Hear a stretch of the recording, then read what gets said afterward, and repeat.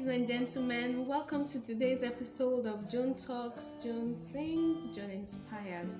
So, on this episode of Joan Talks, Joan Sings, Joan Inspires, what are we talking about? How do you handle your stay at home? How do you handle yourself as a couple, as friends, as people or family members who have to stay together? Well, I'm going to be sharing a lot of practical things with us, most of which would have to do with couples. Yeah, I'm going to be sharing 3 practical tips we can apply that we can also apply in any way we can. Okay, so the first thing I'm going to be talking about is to identify the love language of whoever you're staying with. If you have a roommate you're sharing your room with, if you are staying with your spouse, identify their love language if you have not. How do you identify a person's love language? Most of the time, people tend to communicate their own love language to their spouse. For example, if my love language is time and attention, there is a tendency for me to always want to give time and attention to the person I love because that is the same way I'm actually expecting them to express love to me. But the problem is usually that the person, the recipient, might not want time and attention. Their own love language might not be time and attention. So this is where a lot of couples have problems.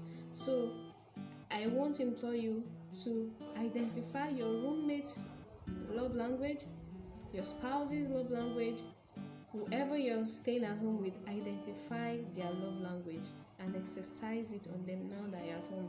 This is going to help you create a more peaceful atmosphere at home, a more conducive atmosphere for you to relate and interact, because the truth is, now that you're at home together, the tendency to fall into more conflict is higher than the time when you really spend so much time together. For example, in places like Lagos, you wake up really early, you come back really late, so you barely do a lot of talking. Everybody just crash, just go and sleep, wake up like that. But now you're forced to stay at home, so you might have a lot of things popping up. So it's just best to keep the atmosphere seamless, sweet, and easy for things to flow. There's this feeling when you're just in that lovey-dovey mood, things don't get at you easily, you don't get angry easily. So just create that lovey-dovey atmosphere with your spouse, with your friend, or whoever you're sharing your space with now that there is social distancing.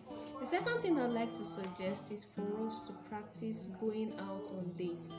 Okay, now that you cannot go out of your house, you can go out of your room into the living room to practice a date.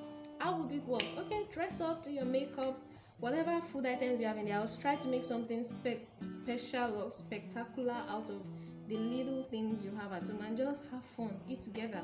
So for those of you who are couples, you can actually tell your children to excuse you for a certain amount of time. You can keep them busy with a novel, book, assignment, or a very good movie that is suitable for their age range. Yes, so you can just be creative about it. So you can do this, maybe you can space it, you could do it every day, you can space it, just whatever works for you, just practice it. The basic idea is for you to have dates where you get to talk, eat together, and share memories. That is very important. Make memories, share memories. So the last one is linked to what I just said. Talk about how you met. So if it's a roommate, talk about how you met, talk about your journey together, how you guys started, maybe even the issues you guys used to have and how you've now come to a point of understanding where you guys have been able to compromise on certain things. You can just talk about it and just enjoy and relish the moment. It can bring interesting arguments, and if you're wise, you know where to limit the arguments so that it doesn't go off the grid. Just have fun about it. So for couples, you can talk about how you met the girl that was that was also there, probably trying to compete with the lady eventually married. Then the lady can talk about the other guys too that were there, just stuff like that. Just talk about the places you went to, your experiences, just talk about everything. So as you share your experiences together, you are reminding yourself of why you committed yourself to that journey. You are reminding yourself of how it all started, and it's going to bring back that feeling of so this was how I felt, so this is how it was. Really, you can relish those moments, you can soak yourself in them again and just feel wild about it. So this creates an atmosphere that is just smoother for you to interact and to relate. I know the good thing about bringing about all these memories, it creates a platform for further conversations, you know, how you are now, the journey thus far, and how you can progress forward. Somebody once said, if you want to understand the future, visit the past. Well, I'm not saying you should live in the past, but you can actually evaluate the past so that you can create a better future for yourself. You don't remain in the past, but you can learn from your past and make better choices for tomorrow.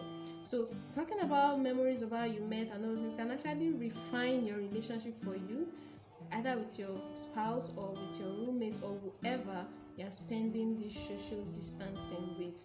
So I hope you've been able to learn one or two things, and I hope you will apply this. Yeah. And finally, you can actually read together.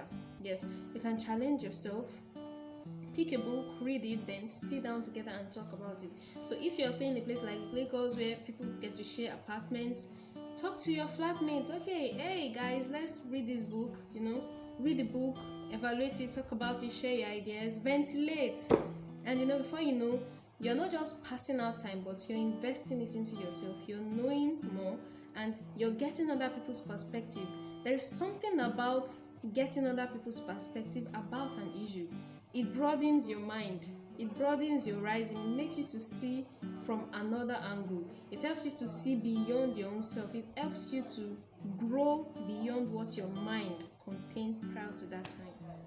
So thank you very much for being a part of today's video. I hope you learned one or two things. You can leave your comment in the comment section, and very importantly, please subscribe, and you can share this video using the video link to your friends. They can learn one or two things to apply. So take care. Have a lovely